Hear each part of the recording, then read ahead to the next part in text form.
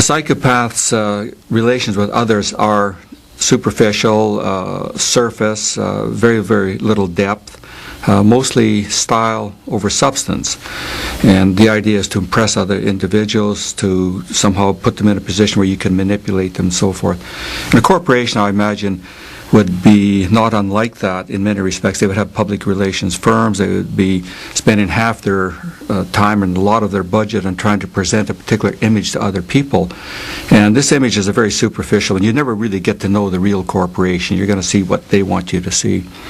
A psychopath is also a grandiose individual, has a very powerful sense of self, believes that he or she is the center of the universe, better, smarter than everybody else. Corporations, I suppose, almost by their very nature, would have to adopt this particular attitude. If they took the stance that they were, in fact, inferior to every other company, they're probably not going to get very far. So I imagine that they would spend an awful lot of time explaining to others and to themselves that we're number one, we're the best.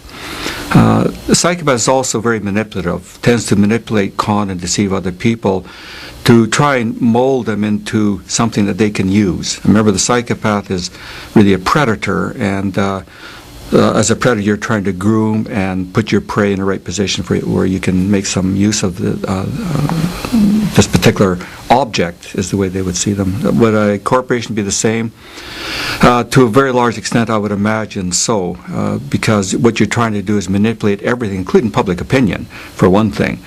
And imagine in a sales meeting where you're trying to get everybody pumped up, you've got to have to, raw, you've got to manipulate them, get them into a position where they actually believe in something that they may not have believed in before. Psychopath lacks empathy. And this simply means that it's very difficult or impossible for a psychopath to put himself inside the emotional skin of somebody else. They may understand at some sort of superficial level that this person is going through what could be construed as an emotion by other people, but I don't understand what it is. This is a psychopath's position. Would a company or a corporation actually lack empathy? Well, maybe by definition they would have to. If you're concerned about the fate of your competitors and also the general public, you may not have profits that are so respectable. And so I suppose this corporation could lack empathy in the sense that the psychopath does. Lacks remorse is another characteristic that defines psychopathy. That is, having done something, you don't feel badly about it. Corporation, I imagine, would be much the same, unless one is caught. Now, a psychopath who is caught for committing a crime, the first thing he'll say is, yeah, I'm really sorry I did it, I feel remorse, but only when caught. And I imagine that most corporations would be much the same. If some sort of regulatory body finds out what you're doing, and if it's considered to be illegal, I would imagine that they would say, well, yes, we're really sorry, but otherwise they're not likely to do that. Psychopath doesn't accept responsibility for his or her own behavior. Usually diffusion of responsibility is the name of the game for the psychopath. Somebody else maybe do it. It wasn't my fault. It was fate, and I'm not really responsible. Corporations would do this almost routinely, I would imagine. In fact, they would have public relations personnel whose only job is to make sure that this image is portrayed to the general public. That is, yes, somebody else, it was fate, it was a political decision, or it was not, the market suddenly crashed and there was a war in some other place, and this accounted for everything. Psychopaths tend to be impulsive, but in a fairly controlled sense. That is, most psychopaths are not going to do things if there's an external control present. The psychopath standing on the street corner is not going to commit a crime with the policeman standing right next to him. On the other hand, if the policeman is not there, if the external control is not there, then it's possible that he or she will do whatever he feels like doing if he has a chance of getting away with it. Are corporations impulsive? It's difficult to actually evaluate this, but I would imagine so. In some cases, particularly if the corporation is not well structured, if the rules and the of behavior and the hierarchical structure is not firmly in place, then it would be very possible for a corporation to act impulsively. Of course, if you do this, then you run the risk of actually experiencing fairly serious losses. Psychopaths don't have long-term goals. Most of the things that they're striving for are short-term, and could refer to as a short-term form of hedonism. And corporations, I imagine, are much the same way. In fact, one could argue that sacrificing short-term profits for the long-term potential of making profits would not be in the company's best interest. So almost by their very nature, they would have to lack long-term goals. Now, some corporations, of course, would have a long-term strategy, but at the same time, they'd have these short-term goals that are firmly in place. They've got to go to the next stockholders meeting, for example, and show that there's a profit.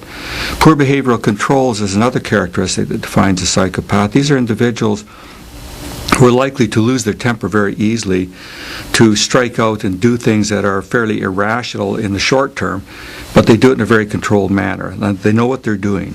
It could be a reaction to frustration and so forth. Corporations, this is very difficult for me to evaluate this, to translate directly into the corporate field. I suppose it could be possible, but I'd have to think about that for some, another 4 or 5 years, I think. Psychopaths tend to be irresponsible, and that means that their behavior doesn't take into account what's likely to happen to somebody else. They will put others at risk. Their own behavior puts other people at risk all the time. This could be in driving, it could be in their personal relations, or anything they do in their general life. And corporations, I imagine, could be irresponsible in exactly the same way.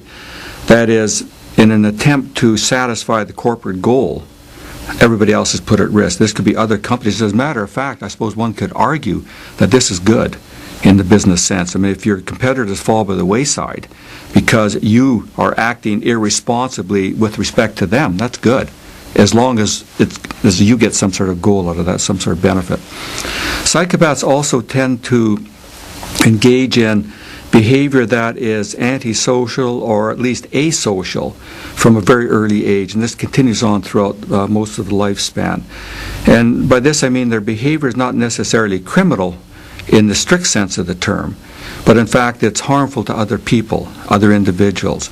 May not take into account the fact that your behavior is going to have negative consequences for somebody else. Corporation could be much the same, and this ties in with irresponsibility to a certain extent, that what they're doing with respect to the general public and to other companies would clearly be looked at, viewed as, or construed as asocial or antisocial. We just don't really care. If a building can't have social responsibility, what does it mean to say that a corporation can? A corporation is simply a artificial legal structure. It doesn't have any, it's neither moral nor immoral. It's simply what it is. But the people who are engaged in it, whether the stockholders, whether the executives in it, whether the employees, they all have moral responsibilities. I mean, every one of us, under some circumstances, could be, a gas chamber attendant and a saint. You see a starving child, and you can steal food from him, and there's no policeman around. Very few people would do it. If they would do it, they're really pathological. I mean, there's some pathological extremes, but ordinarily people wouldn't behave like that.